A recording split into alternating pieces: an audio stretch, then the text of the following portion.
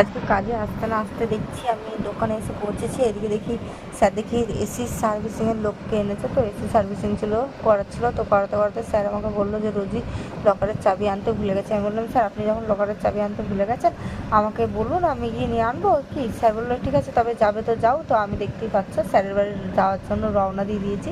প্রথম রিস্কায় উঠে গেলাম, রিস্কায় গিয়ে গড়িয়ায় চলে গেলাম। গড়িয়ায় চলে যাওয়ার পরে আমি একেবারে একটু হেঁটে গেলাম মাঝখানে। হেঁটে যেতে যেতে একেবারে অটো ধরে নিলাম। স্যারদের বাড়ি হলো গাঙ্গুলি বাগান।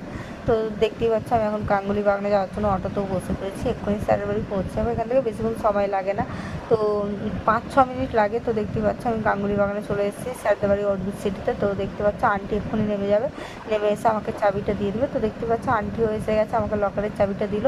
লকারের চাবিটা দেওয়ার পর আমি একটু ভেতরে একটু ভিউ নিয়ে নিলাম। দারুণ লাগছিলো এই ভেতরের জায়গাটা, এত সুন্দর তোমাদেরকে কী বলবো।